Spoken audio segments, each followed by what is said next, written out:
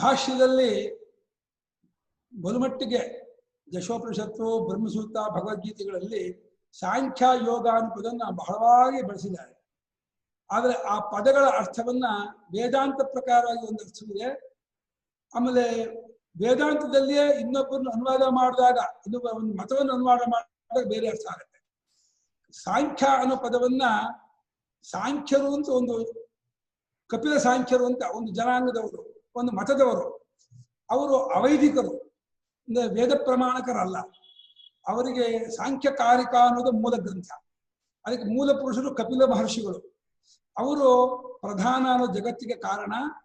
ಅದರ ಸತ್ವಗುಣ, ರಜೋಗುಣ, ತಮೋಗುಣಗಳ ಸಾಮ್ಯಾವಸ್ಥೆಯೇ ಪ್ರಧಾನ ಅಂತಾರೆ. ಅವರು ಸಾಂಖ್ಯರು ಅಂತ ಯಾಕೆ ಹೆಸರು ಕೊಟ್ಟಿದ್ದಾರೆ ಅಂದ್ರೆ ಸಂಖ್ಯಾ ತತ್ವ ವಿಚಾರಣ ಅಂತ ಹೇಳಿ, ನಾವು ಈ ಜಗತ್ತಿನ ಪರಮಾರ್ಥವನ್ನು ನಾವು ತಿಳಿಸ್ಕೊಡುವಂಥವರು ಮತ್ತು ಮೋಕ್ಷಕ್ಕೆ ಮಾರ್ಗವನ್ನು ಹೇಳುವಂಥವರು, ಪುರುಷಾರ್ಥವನ್ನು ನಾವು ತಿಳಿಸಿಕೊಡುವಂತಹ ಒಂದು ದರ್ಶನವುಳ್ಳವರು ಅಂತ ನಾವು ದರ್ಶನಕಾರರು ಅಂತ ಹೇಳ್ತಾರೆ. ಅವರು ಪ್ರಕೃತಿ ಪುರುಷರ ವಿವೇಕದಿಂದ ಮೋಕ್ಷವಾಗತ್ತೆ ಅಂತ ಅವರ ವಾದ.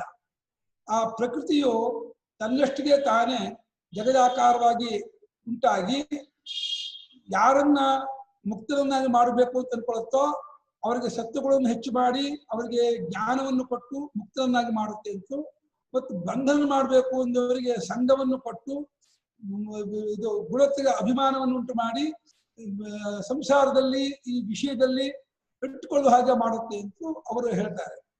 ಆ ಸಾಂಖ್ಯರು ಪ್ರಕೃತಿ ಪುರುಷ ವಿವೇಕ ಮಾಡ್ತಾರಲ್ಲ, ಪ್ರಕೃತಿಯು ಸತ್ಯ, ಪುರುಷನೂ ಸತ್ಯ, ಪುರುಷನು ಅನೇಕ ಅಂತ ಹೇಳ್ತಾರೆ. ಅವರ ಪ್ರಕಾರ ಪುರುಷನು ಅಸಂಗನು, ಪುರುಷನು ಭೋಕ್ತೃ, ಪುರುಷನು ಅಭೋಕ್ತೃ ಅಂತ ಹೇಳೋದಿಲ್ಲ.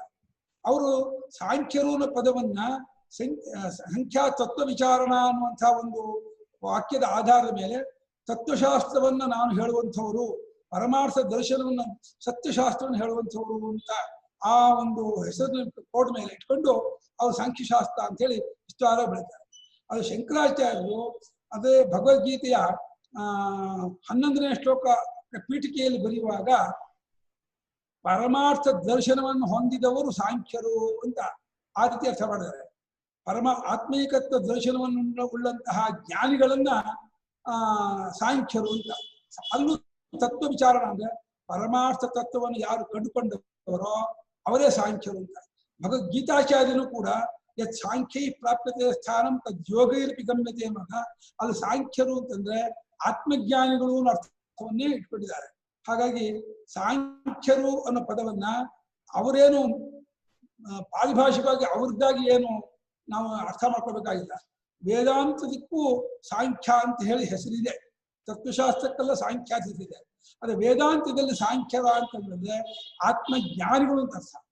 ಕಾಪಿಲ ಮತದಂತೆ ಸಾಂಖ್ಯರು ಅಂತಂದ್ರೆ ಕಪಿಲ ಶಾಸ್ತ್ರವನ್ನು ಅನುಸರಣೆ ಮಾಡುವಂಥವ್ರು ಅಂತ ಅರ್ಥ. ಅವರು ಪ್ರಕೃತಿ ಪುರುಷರನ್ನ ಪ್ರಧಾನವಾಗಿ ಇಟ್ಕೊಂಡು ಗುಣತ್ರಯವನ್ನು ಬಹಳವಾಗಿ ವರ್ಣನೆ ಮಾಡ್ತಾರೆ. ಪ್ರಕೃತಿ ಪುರುಷ ವಿವೇಕ ಹೇಳ್ತಾರೆ, ಗುಣತ್ರಯ ವಿಚಾರನ ಬಹಳವಾಗಿ ವಿಚಾರ ಮಾಡ್ತಾರೆ. ಅದರಲ್ಲಿ ಶಂಕರಾಚಾರ್ಯ ಗುಣತ್ರಯ ವಿಚಾರ ಮಾಡುವುದ್ರಲ್ಲಿ, ವಿವೇಕ ಮಾಡುವುದರಲ್ಲಿ ಕಾಪಿಲ ಸಾಂಖ್ಯ ನಿಷ್ಣಾತರು ಒಂದ್ ಕಡೆ ಹೊಗಳಿದ್ದಾರೆ. ಸಾಂಖ್ಯರನ್ನ ಪ್ರಧಾನಮಲ್ಲ ಅಂತ ಹೇಳಿ ಸೂತ್ರ ಭಾಷ್ಯದಲ್ಲಿ ಅವನ್ನ ಎಲ್ಲಾ ಯುಕ್ತಿಯನ್ನು ಹಿಡಿದು ವಾದ ಮಾಡುವಲ್ಲ ಶ್ರೇಷ್ಠನಾದ ಯುಕ್ತಿವಂತನು ಸಾಂಖ್ಯನು ಅಂತೂ ಶಂಕರಾಚಾರ್ಯ ಹೊಗಳಿದ್ದಾರೆ. ಆದ್ರೆ ಸಾಂಖ್ಯರು ಮಾತ್ರ ಅವೈದಿಕರು ಅನ್ನೋದನ್ನು ಜ್ಞಾಪಕ ಇಟ್ಕೋಬೇಕು. ಅವರು ವೈದಿಕರಲ್ಲ, ಅವರು ವೇದ ಪ್ರಮಾಣಕರಲ್ಲ. ಆದ್ರೆ ತಾವು ಹೇಳೋದಕ್ಕೆ ನಿಮ್ಮ ವೇದದಲ್ಲೂ ನಾವು ಹೇಳೋದನ್ನೇ ಹೇಳ್ತಾರೆ ಅಂತ ಉದಾಹರಣೆ ಮಾಡ್ತಾರೆ. ಅದನ್ನು ಸೂತ್ರ ಭಾಷೆಯಲ್ಲಿ ಉದ್ದಕ್ಕೂ ಈಕ್ಷತೆಯನ್ನ ಶಬ್ದ ಶುರು ಮಾಡಿಕೊಂಡು ಶ್ರುತಿಯಲ್ಲಿ ಇಲ್ಲ ನಿಮ್ಮ ವಿಚಾರ, ನಿಮ್ದು ಶ್ರುತಿ ಹೊರಚಾದದ್ದು ಅಂತ ಹೇಳಿ ಉದ್ದಕ್ಕೂ ಖಂಡನೆ ಮಾಡ್ಕೊಂಡಿದ್ದಾರೆ.